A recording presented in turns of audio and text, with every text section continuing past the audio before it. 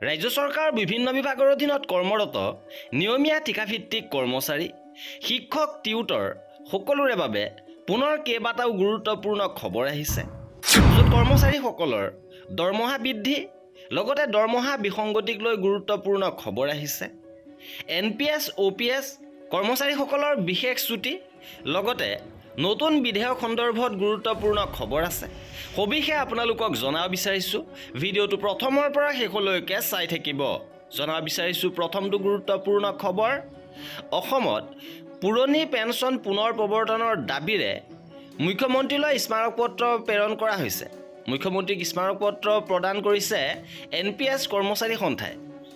সদৌ অসম চৰকাৰী ৰাষ্ট্ৰীয় পেঞ্চন আঁচনি NPS কৰ্মচাৰী সন্থাৰ লখিমপুৰ জিলা সমিতিয়ে 30 নৱেম্বৰত ৰাজ্যৰ মুখ্যমন্ত্ৰীক এখন স্মাৰক পত্ৰৰ জৰিয়তে ৰাষ্ট্ৰীয় পেঞ্চন আঁচনিৰ পৰিৱৰ্তে পুৰণি নীতি বলবৎকৰণৰ দাবী জনাইছে। এই নতুন পেঞ্চন নীতিৰ আঁচনিয়ে দেশ তথা ৰাজ্যৰ 2005 চনৰ পিছত চাকৰিত যোগদান কৰা বিষয়া কৰ্মচাৰীসকলৰ ভৱিষ্যত সম্পৰ্কে ৰাজ্যখনৰ কৰ্মচাৰীসকলক শংকিত কৰি তুলিছে। উক্ত আশংকাৰ মাজতে চলিত বৰ্ষত অৱসৰ গ্ৰহণ কৰা একাংশ কৰ্মচাৰীলৈ NSDLৰ পৰা প্ৰতিমাহে 800 টকাৰ পৰা 1200 টকালৈকে পেঞ্চন দিয়া নতুন প্ৰস্তাৱৰ বাবে ৰাজ্যৰ কৰ্মচাৰীসকলক শংকিত কৰিছে। লখিমপুৰ জিলা সমিতিৰ সভাপতি ভাস্কৰ দলে আৰু সাধাৰণ সম্পাদক প্ৰদীপ বৰুৱাই স্মাৰক পত্ৰৰ জৰিয়তে উল্লেখ কৰিছে, ৰাজ্যৰ কৰ্মচাৰীসকলে জীৱনৰ গুৰুত্বপূৰ্ণ তথা শ্ৰম কৰিব পৰা সময়খিনিত এইসকল বিষয়া কৰ্মচাৰীসকলে চৰকাৰী চাকৰিৰ জৰিয়তে সেৱা আগবঢ়াই অহাৰ পিছত বৃদ্ধাৱস্থালৈ গতি কৰাৰ সময়ছোৱাত জীৱনৰ নিৰাপত্তা তথা সুৰক্ষাৰ বাবে পূৰ্বৰ পৰাই আগবঢ়াই অহা পেঞ্চনৰ পৰিৱৰ্তে নতুন নীতি গ্ৰহণ কৰি প্ৰস্তাৱ গ্ৰহণ কৰা পেঞ্চন নীতিয়ে অৱসৰপ্ৰাপ্ত কৰ্মচাৰীসকলৰ ভৱিষ্যত অন্ধকাৰ দিশলৈ ঠেলি পঠিওৱাৰ লগতে পথৰ ভিক্ষাৰীত পৰিণত কৰিছে। এনে সমস্যাৰ প্ৰতি সচেতন হৈ ৰাজ্যিক কৰ্মচাৰীসকলক সুসংগঠিত কৰি সদৌ অসম চৰকাৰী NPS কৰ্মচাৰী সন্থাই ৰাজ্য চৰকাৰক এই ক্ষেত্ৰত শীঘ্ৰে নতুন পেঞ্চন নীতি বন্ধ কৰি পুৰণি পেঞ্চন নীতিকে পুনৰ বাহাল ৰখাৰ দাবী জনাইছে। উক্ত স্মাৰক পত্ৰত লখিমপুৰ জিলা সমিতিয়ে ৰাজ্যখনৰ সকলো অৱসৰপ্ৰাপ্ত কৰ্মচাৰীক NPSৰ অধীনত পুৰণা পেঞ্চনৰ ব্যৱস্থা বাহাল ৰখা, কেন্দ্ৰীয় চৰকাৰে প্ৰদান কৰি অহাৰ দৰে ৰাজ্য চৰকাৰৰ অধীনৰ অৱসৰপ্ৰাপ্ত কৰ্মচাৰীসকলকো গ্ৰেচুইটি প্ৰদান কৰা আৰু পুৰণা পেঞ্চন ব্যৱস্থাৰ নিচিনাকৈ পেঞ্চন প্ৰদান নকৰালৈকে অৱসৰ গ্ৰহণৰ শেষ মাহৰ দৰমহাৰ অতি কমেও 50% ধন পেঞ্চন হিচাপে আদায় দিয়াৰ ব্যৱস্থা কৰিবলৈ দাবী জনাইছে। ইপিনে কৰ্মচাৰীসকলৰ বাবে আহিছে আন এটা গুৰুত্বপূৰ্ণ খবৰ। প্ৰদান কৰা হৈছে দুদিনৰ বিশেষ কেজুৱেল লিভ। বড়ো সাহিত্য সভাৰ পৰিপ্ৰেক্ষিতত ইয়াৰ প্ৰতিনিধিসকলক প্ৰদান কৰা হৈছে এই বিশেষ কেজুৱেল লিভ। 9 আৰু 10 জানুৱাৰীত এই বিশেষ কেজুৱেল লিভ প্ৰদান কৰা হৈছে। লগতে কৰ্মচাৰীসকলৰ বাবে আন এটা গুৰুত্বপূৰ্ণ খবৰ। কাৰ্যালয়ৰ সময়ৰ পিছত কোনো কৰ্মচাৰীকে কামৰ বাবে ফোন বা ইমেইল কৰিব নোৱাৰিব। লোকসভাত উত্থাপন হৈছে বিধেয়ক।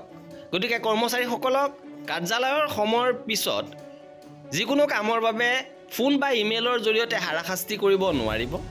ইপিনে আন এটা গুৰুত্বপূৰ্ণ খবৰ যে দৰমহাৰ বিসংগতি হাইস্কুল স্নাতক শিক্ষকৰ ক্ষোভ। সপ্তম দৰমহা আয়োগে কিছু বিসংগতি কৰাৰ বাবে ন্যায্য দৰমহা প্ৰাপ্তিৰ পৰা বঞ্চিত হৈছে কেইবা হাজাৰ হাইস্কুল স্নাতক শিক্ষক।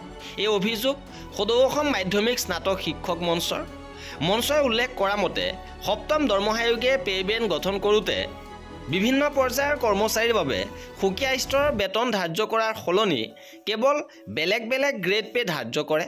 ষষ্ঠ দৰমহা আয়োগে পে' বেন 2ত বিভিন্ন পৰ্যায়ৰ কৰ্মচাৰীৰ বাবে ব্যৱস্থা কৰা বেতনৰ লগতে গ্ৰেড পে' আছিল বিভিন্ন ধৰণৰ।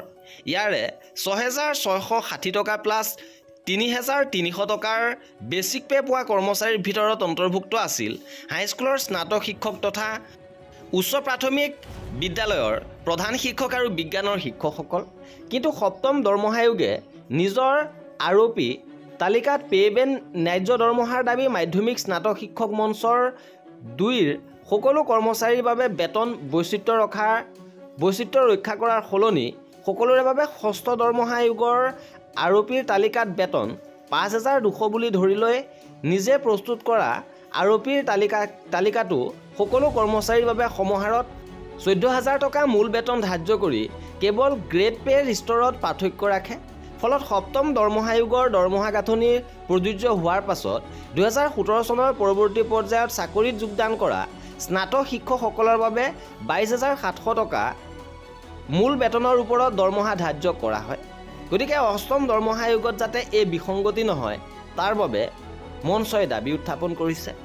ইপিনে মুখ্যমন্ত্ৰী মহোদয়ে কৰ্মচাৰীসকলৰ বাবে দুটা ডাঙৰ ঘোষণা কৰিছে যে বিদ্যালয় পাৰিশীকৰণ বা পদ পাৰিশীকৰণৰ আইন সংশোধন কৰা হ'ব। লগতে 108ৰ কৰ্মচাৰীসকলৰ দৰমহাৰ প্ৰসংগক লৈ মন্তব্য কৰিছে মুখ্যমন্ত্ৰীয়ে। সবিশেষ আপোনালোকক জনাব বিচাৰিছোঁ আৰু এনেধৰণৰ খা খবৰ বাবে আমাৰ চেনেলটো ছাবস্ক্ৰাইব কৰি ৰাখিব। বিদ্যালয় পাৰিশীকৰণ 9 বছৰ পূৰ্বতে 22 কোটি লাভ কৰিব। বিদ্যালয় পাৰিশীকৰণ 9 বছৰ পূৰ্বতে 22 কোটি লাভ কৰিব। 108টা ব্যাপারটা প্রাইভেটের সঙ্গে আমার সঙ্গে কিছু নাই। এটা ওরা আমার এমপ্লয়ি না হয়, ওইটা ইএমআরআই এমপ্লয়ি। ওর আন্দোলনটা ওনার এগেনস্টে, আমার সঙ্গে আমার এগেনস্টে এটা আন্দোলন না। আমি টেন্ডার করে টেন্ডারে যত টাকা ওনাকে দেওয়ার প্রয়োজন আছে আমি দিয়ে দিয়েছি।